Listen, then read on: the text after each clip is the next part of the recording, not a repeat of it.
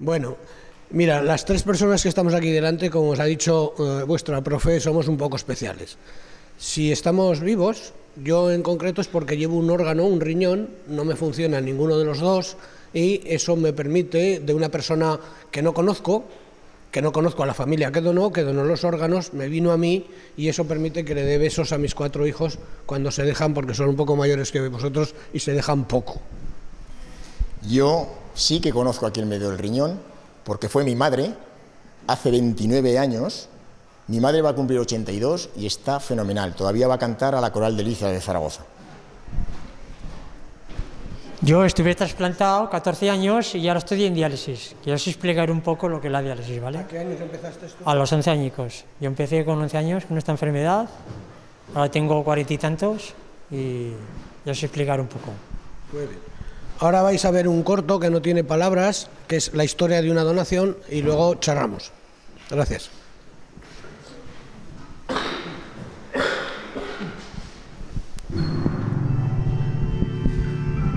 Es la historia de una donación.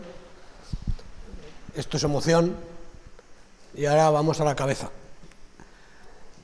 Para que sean posibles los trasplantes, se ha tenido que diagnosticar la muerte de una manera distinta de como se había hecho hasta ahora. Antes la muerte se diagnosticaba, pues no se respiraba, se ponía un espejo, se tocaba, la temperatura, tal cual.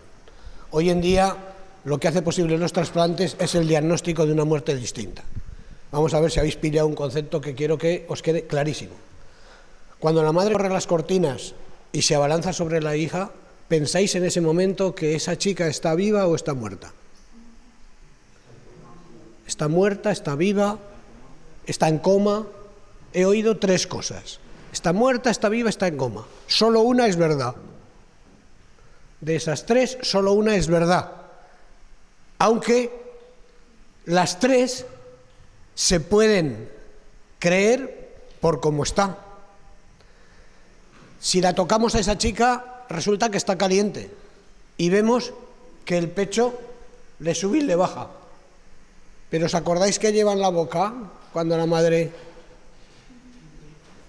que lleva un esparadrapo que mantiene un tubo que está conectado a una máquina que es la que le hace respirar. Luego, si quitamos la máquina, adiós.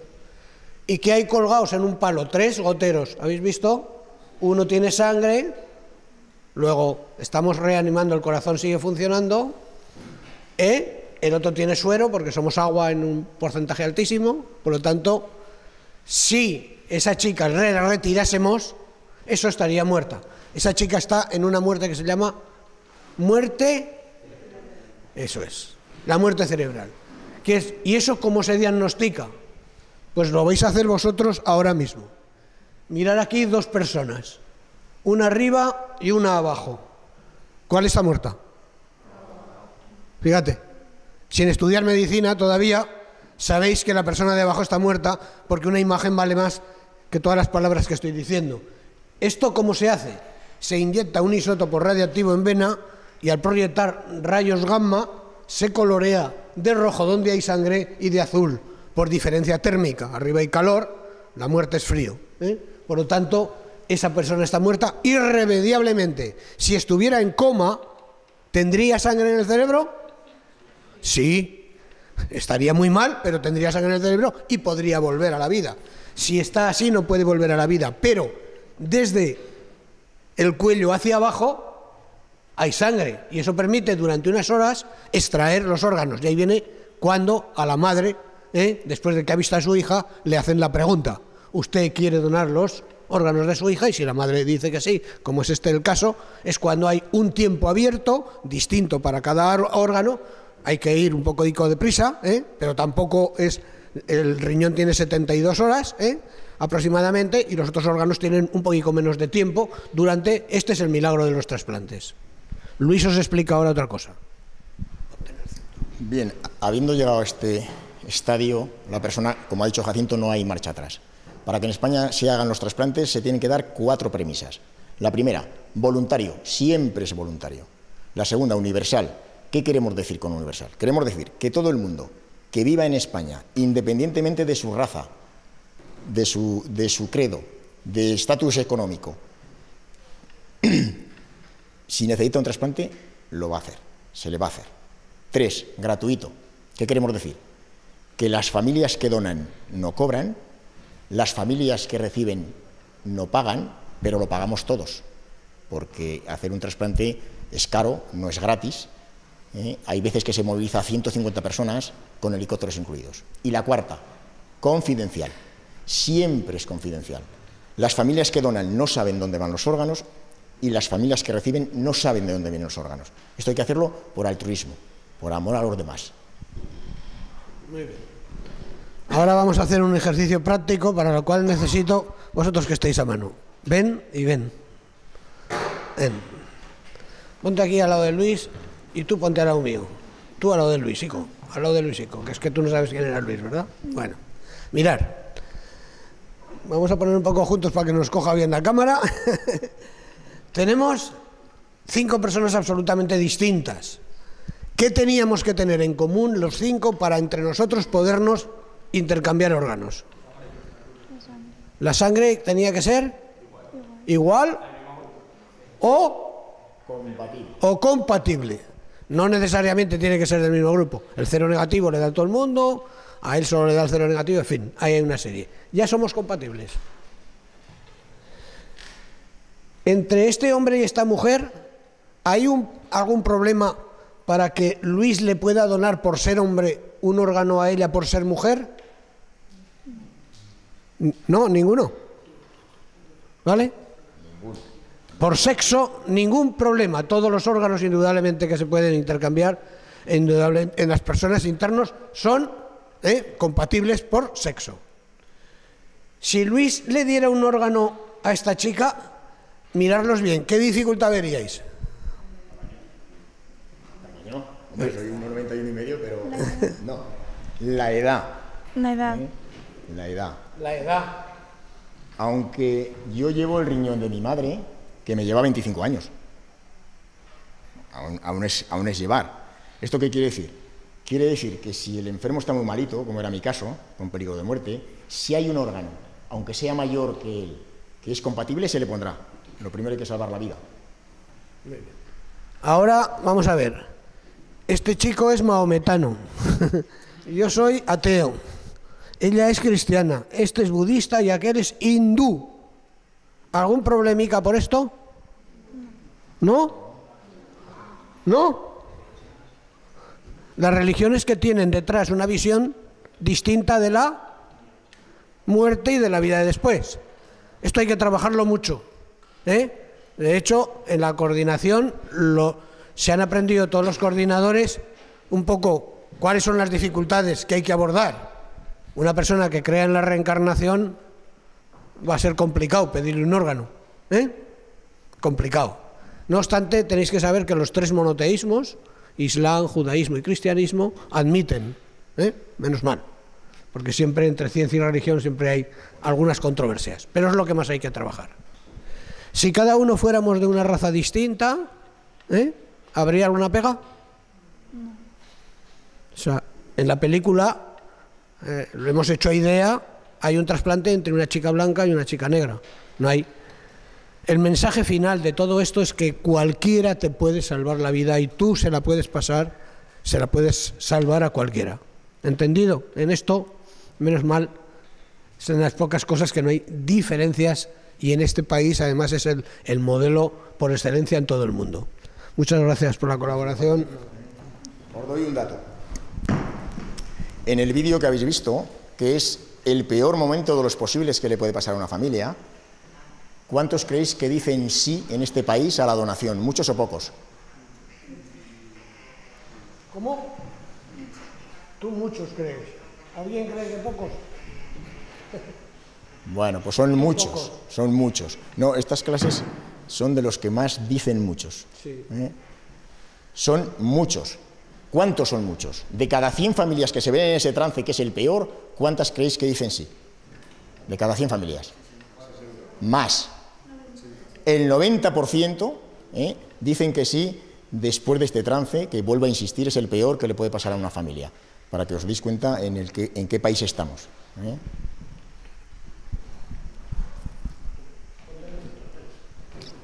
La diapositiva. Yo empecé con 11 años con esta enfermedad renal, que me detectaron insuficiencia renal crónica, ¿no? ¿Y qué pasa con esto, no? Pues que llegas un día que no funcionan los riñones y ¿qué pasa? Y que no produce orina, ¿no? Orinas poco o nada. ¿Y qué pasa? Que pues necesito algo sustitutivo, ¿no? Que es la diálisis. ¿Qué es la diálisis? Como aquí tenemos en la foto, es una máquina que nos pinchan con 2 agujas, pasa por un circuito, por una bomba, pasa por un filtro que nos filtra la sangre y nos la devuelve. Esto dura 4 horas, 3 veces por semana mínimo. Hay gente, según qué pacientes, necesitan más diálisis o menos diálisis, hasta que nos llega el trasplante. Porque un trasplante no es para toda la vida, ¿vale? La vida media de un trasplante, de un órgano trasplantado, eso es de 14 años. Hay excepciones como este señor 28, como al que le dura 3. Es una estadística que está ahí, ¿no? ¿Y por qué ocurre esto? ¿No? Piensa, oye, ¿por qué no es para toda la vida un órgano? Porque el cuerpo es muy inteligente, ¿vale? Porque el cuerpo, como sabéis, no sé si sabéis, tiene un sistema inmunológico que protege el cuerpo de lo extraño, ¿no? De los objetos extraños. Y un órgano es extraño para el cuerpo, ¿vale? ¿Qué pasa? Pues que mandan a los guardias, a cargárselo, ¿no? Porque lo lucha. Eso es cuando coge una gripe, el cuerpo lucha, ¿no? Produce fiebre, que es una defensa, que son los anticuerpos, ¿vale? ¿Y qué hace la ciencia para esto, no? Pues para esto tomamos una medicación que se toma todos los días, porque hay que tomarla. Que hace que engañar al cuerpo para que ese órgano perdure todo el tiempo que pueda, ¿vale? Vamos con los trasplantes de vivo. En mi época, hace 30 años, en Zaragoza no se hacían trasplantes de vivo de riñón. Tuvimos que irnos a Barcelona, yo estuve allí con mi mujer 1 año viviendo, y mi madre tuvo que ir durante 8 meses, cada 15 días, no solo a hacerse las pruebas físicas de sangre y demás, sino también psicológicas. En todo trasplante de vivo hay un comité ético y un juez que fiscaliza todo absolutamente. Si hay una pequeña duda en este comité de que el riñón no se da por amor, no lo va a autorizar.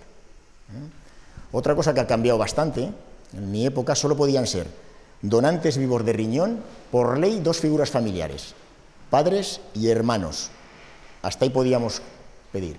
Hoy, afortunadamente, eso ha cambiado y puede ser cualquiera. Cuando digo cualquiera, es cualquiera.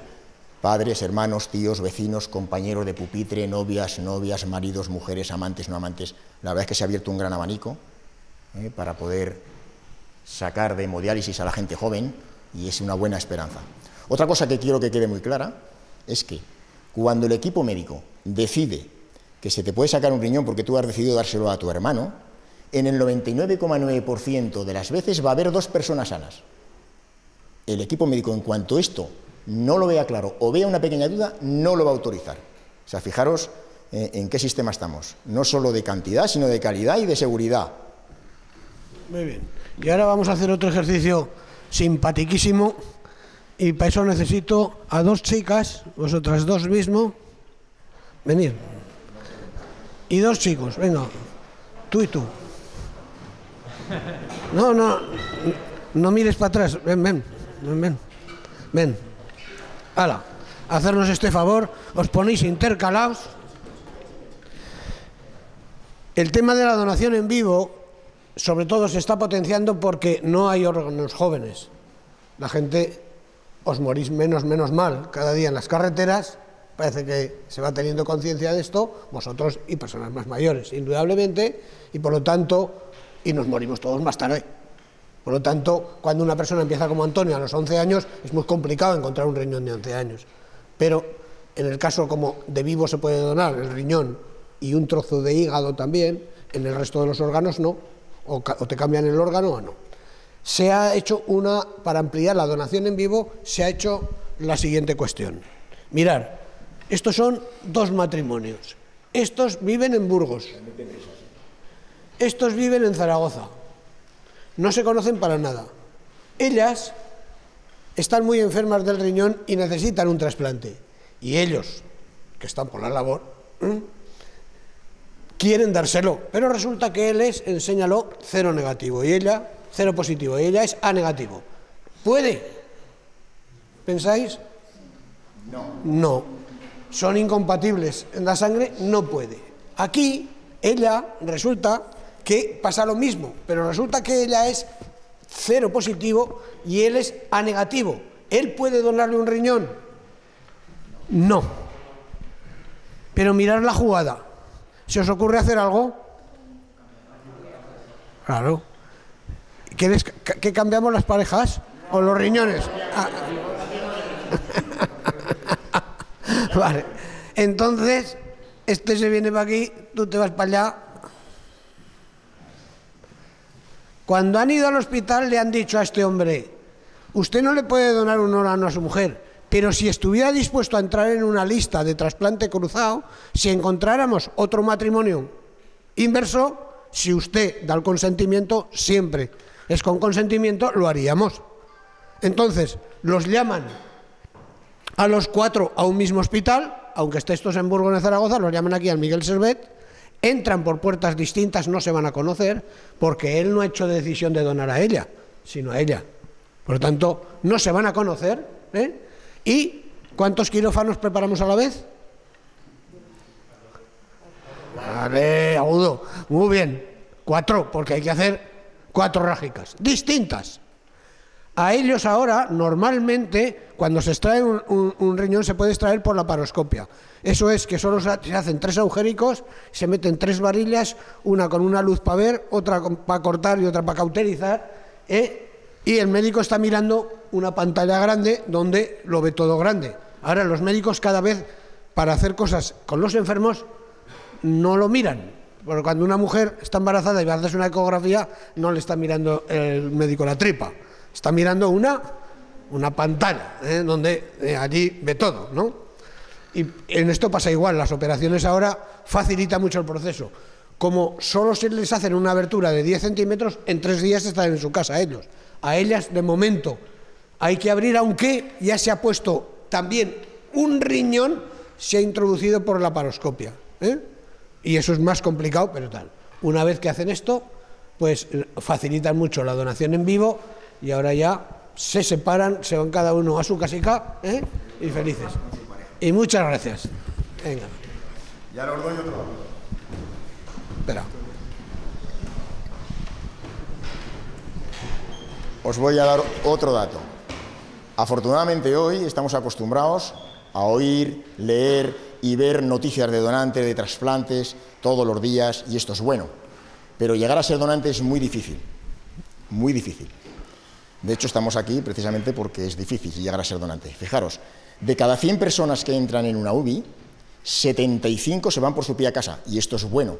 Quiere decir que los médicos saben mucho y que los fármacos son potentes y curan. Y de las otras 25 personas que quedan, solo son candidatos a donantes 2 o 3 personas.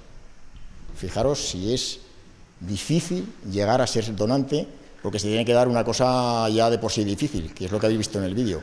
Estar en muerte cerebral, pero muy sano la persona. Y esto es complicado. Bueno, y ahora vamos un poco con el futuro. El futuro de todo este tinglao que os hemos explicado puede mejorarse muchísimo. Puede mejorarse mucho de diversas maneras. Una, que ese riñón, que un riñón que hay en un momento determinado por una persona que está muy mal, y no es de su grupo sanguíneo, podamos hacerlo de su grupo sanguíneo. ¿Cómo? Ya se ha hecho. Haciéndole transfusiones, muchas transfusiones al enfermo, hasta que le cambiamos el grupo sanguíneo. Complicado. Lo ideal sería que a ese riñón que tenemos ahí, para evitar que el sistema inmunológico lo reconociera como extraño, lo pudiéramos de alguna manera hacer más asequible. ¿Cómo más asequible? ¿Habéis oído hablar de células madre? Sí. ¿Sabéis que la célula madre por excelencia cuál es? Cuando se junta un espermatozoide y un óvulo, eso es la célula madre por excelencia, que es capaz, ella, eso se llama cigoto, que implantado en el útero de una mujer, es capaz de hacer un ser humano. Ya sabéis que ahora hay técnicas también que incluso la unión del espermatozoide y el óvulo se puede hacer por el método tradicional ¿eh? O se puede hacer también in vitro, en una plaqueta. Se puede. Eso ha permitido que muchas mujeres que no pueden ser madres lo sean. Luego son avances de la ciencia que favorecen a la humanidad. Si supiéramos decirle a esa célula madre, que a esa célula madre la podemos coger ¿de dónde? Los cordones umbilical, ¿dónde van una vez? ¿Qué se hace con un cordón umbilical? Normalmente se tira. ¿Se tira? Normalmente se tira. Normalmente se tira. Hoy en día dicen que se pueden guardar los cordones umbilicales. ¿Para qué? Porque contienen células madres con las cuales se puede hacer, y se está haciendo una investigación. La investigación es decirle a esa célula madre de un individuo, en nuestro caso, si le hubieran dicho a una célula madre nuestra, haz un riñón, ese riñón implantado ya no hubiese tenido ningún rechazo, ¿entendéis? Porque, pensar un poco, ¿qué parentesco tiene que haber entre dos personas para que no tengan ningún rechazo posible? Que sean hermanos, pero hermanos gemelos. Eso es, ¿por qué? Porque genéticamente son idénticos. Pues la ciencia está tratando de controlar la genética para hacer indudablemente esos órganos. ¿Dónde está la ciencia ahora? ¿Qué sabe hacer la ciencia en esta investigación? Piel, huesos y cartílago. De manera que con una célula madre se puede cultivar piel y sustituir la de un quemado por una piel que sea suya. El mayor logro que se ha conseguido con esto es el siguiente: un cáncer de tráquea. Si una persona tiene cáncer en la tráquea, hay que cambiarle la tráquea. Para cambiarle una tráquea había que pillarla de una persona que hubiera fallecido y que hubiese donado y que fuera compatible. No se ha hecho así. Se ha cogido una célula madre de la piel de ese individuo, se ha hecho un andamiaje, se ha pegado ADN, se ha cultivado, se ha retirado el andamiaje y se le ha puesto la tráquea suya. Claro, esto es un avance impresionante. En esto de las células madre tenéis que saber que hay controversia entre ciertas religiones, depende de dónde se coge la célula. Si se puede coger de los cordones umbilicales o si hay que cogerla de la grasa. Bueno, no voy a entrar en ese dibujo, pero tenéis que saber que tendréis que tomar alguna decisión de si una cosa es tal. En todo caso, en este país es legal cogerla de los cordones umbilicales. Lo que pasa es que es más complicado porque una célula totipotencial, que se llama, es difícil manejarla. Pero bueno, en ellos está. Es únicamente marcaros. Con lo que habéis oído quiero que hagáis dos cosas. Una decisión personal, que solo os atañe a vosotros. Yo quiero o no quiero. Pero si esa decisión personal se queda solo en vosotros, no hemos hecho nada. Porque esa decisión la tienen que saber vuestros padres, vuestros hermanos. Y vosotros debéis de conocer lo que vuestros hermanos y vuestros padres piensan de esto. Porque caso de pasar algo en el seno de vuestra familia, vuestro testimonio puede ser absolutamente decisivo. Y os pongo un ejemplo. Chico de 15 años que muere en un instituto, los padres estaban separados, el padre a favor, la madre en contra, el médico en el medio, y unos compañeros de clase aportan. No, fulano quería ser donante. Eso fue decisivo. Vosotros podéis estar en la película, cualquiera de nosotros puede estar en los dos lados. En ese caso ha muerto la hija y la madre tiene que tomar la decisión. En la película podría haber sido que hubiese muerto la madre y la hija, de no tener otro parentesco, tuviese tenido que tomar la decisión. Por lo tanto, esa decisión ya tenéis la madurez suficiente como para hacer estas dos cosas que os pido con tranquilidad. Vamos con otro dato, y este es el último, ya no os machaco más con más datos. Este para que veáis la magnitud de potencia que tiene el trasplante. El año pasado en España se hicieron 4.000 trasplantes. Si multiplicamos 4.000 por 15 años de vida media que tiene cada injerto, cada trasplante, salen 60.000 años de vida que le robamos a la muerte todos los años en este país. No hay inyección ni pastillas que logre esto. Os habrá dado cuenta que en nuestras charlas siempre hablamos de vida, nunca jamás de muerte. Siempre de vida. Y ahora quiero preguntas. No puede ser que lo hayamos hecho también, que no dejemos ni dudas. No puede ser. Tiene que haber preguntas. Aprovecharos ahora. Que preguntéis vosotros. Venga. Los de bachillerato, con esta charla nos pasa una cosa. Contra más sabéis, menos preguntáis. Claro, es lógico. Cuando esta charla la demos en los PCPI, no te puedes imaginar, o en FP, porque hay otra, y si es de sanitario. Pero en fin. Dime.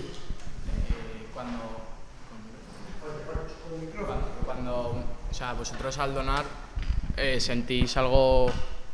tenéis alguna dificultad al tener un órgano que no sea vuestro?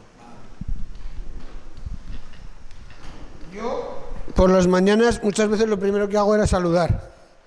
Y me toco aquí, porque cuando te ponen un riñón, los tuyos no te los quitan, se han quedado como dos judías. Entonces tienen que buscar un hueco por el cuerpo, y dice, y además este es pequeño, ¿a dónde se lo metemos? Pues te lo ponen en la fosa ilíaca, en la parte derecha, y cuando te ponen un riñón, te empalman la uretra, que es el chichorrico que sale, por donde excreta la orina, claro, te la tienen que meter en la vejiga. Pero no noto más dificultad. Noto que aquí lo tengo un pelín más abultado, porque con el tiempo, además, se va haciendo más grande, pero lo que noto sobre todo es que antes de ponerme el riñón, la cuesta del barrio Oliver la subía, agarraba la barandilla, chupándola casi, y me subo a la cima del Moncayo ahora. Con nieve, con hielo, con lo que haya. Un poquito más despacio, pero es que tengo 70 años también. O sea, no. O sea, en palabras más breves, nos ponen alas. No hay ninguna dificultad. Antonio, que cuando ha estado trasplantado, pues ha estado muchísimo mejor, pues que ahora en diálisis, que la diálisis siempre tiene sus dificultades. Más cosas. Sí. Una vez que se te ha donado un riñón y tiene un periodo de tiempo que son 15 años, ¿luego te pueden donar otro? ¿O tienes más lista de espera? El segundo siempre es más complicado. Sí que es verdad, y hay gente no solo con 2, sino con 3, incluso con 4. Pero es más complicado porque creamos unos anticuerpos que, hablando antes del sistema inmunológico, que todavía son más fuertes y potentes que los que teníamos al principio. Con lo cual quiere decir que el segundo injerto, el segundo trasplante de riñón, tiene que ser más idéntico. Pero sí que tenemos la posibilidad de otro trasplante. Pero si habías preguntado si el riñón este que llevo yo, cuando me deje de funcionar, se podría, si yo me muero, por ejemplo, se podría aprovechar, no. Bien, no, vale. Bueno, somos un poco egoístas en esto, pero... Si tú donas un riñón y en el futuro el otro no te funciona, te lo podrían trasplantar normalmente, no otro. Quiero decir, si donas primero un riñón, pero en el futuro el otro que te queda te va mal, te lo trasplantan. Y tan normal. Como os he dicho antes, para que el equipo médico que haya decidido que tú eres candidato a donante y se te puede quitar el riñón, en el 99,9% de las veces eso no va a ocurrir. Ocurrirán otras cosas, pero eso no. Pero en el supuesto que eso ocurriera, serías candidato a trasplante. O sea, esto es muy importante. Cuando digo el 99,9% de que el equipo médico decide que se puede sacar, es que no va a ocurrir nada. Bueno, va a ocurrir que va a haber 2 personas bien. Tú, que te vas a quedar bien, y al que le has dado el riñón, que va a estar, como ha dicho Jacinto, con alas. Nos ponen alas. Más pronto. Es más, quería aportarte una cosa. Cuando nos pasa esta enfermedad, bueno, Antonio tiene más complicaciones porque la empezó a los 11 años y él a los 19, y yo a los 60. Claro, yo voy a tener más suerte porque indudablemente lo que me dijo el nefrólogo es lo siguiente, que me dejó muy tranquilo: te mueres con esto, pero no de esto. O sea, esto es irreversible. Dice, me puso un ejemplo muy bueno, dice, no llevas gafas. Pues bueno, a no ser que te lo operes la vista, seguirás muriéndote con gafas, pero no te mueres por las gafas. ¿Por qué? Porque, claro, una vez trasplantado, o al que ha donado un riñón en vivo, cada 3 meses te echan un chequeo. Y claro, como tienes al médico encima, oye, colesterol, oye, no sé qué, oye, ¿qué haces? Oye, pues tú Y además, claro, como ha recibido semejante favor, Luis suele decir una cosa, que lo mejor que podemos hacer en honor a quien nos ha donado un órgano es cuidarnos. Es para machacar a una persona que le han puesto un órgano, por ejemplo, y no se cuida. O sea, a un bebedor que ha fastidia un hígado, le ponen un hígado y sigue dándole al alpiste, pues es para fusilar directamente. Bueno.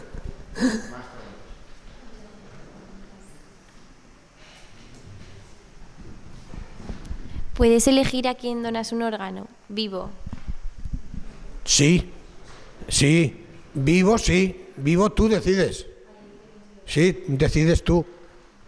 En riñón y el hígado tú decides a quién. Y hoy ha explicado Luis que no hay ninguna corta pisada, que sea cualquier persona. Sí que va a haber un juez para ver que tu interés no es otro que el de ponerlo bien al otro. Y que por eso tú ni 5 euros. Ni 5 euros. Aunque sean hermanos, también se investiga. No sea que le diga, la casa del padre cuando, para mí, porque te voy a dar un riñón. No, no puede ser,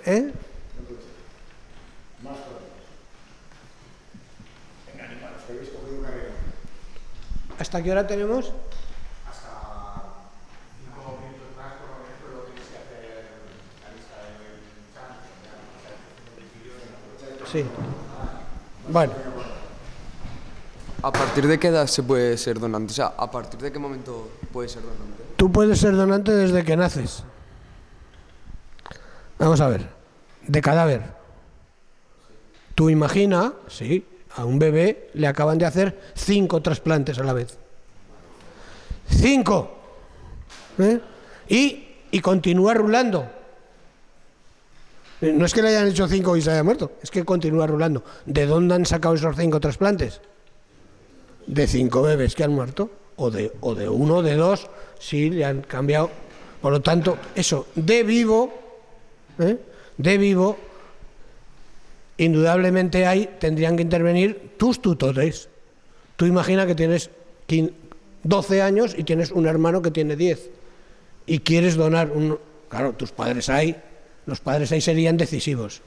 Supongo que a los 18 años, con la mayoría de edad, ya tú decides que tienes un amigo que está mal, o tu novia, o otra persona. Se nos olvida una cosa. Hay una donación que es la del buen samaritano.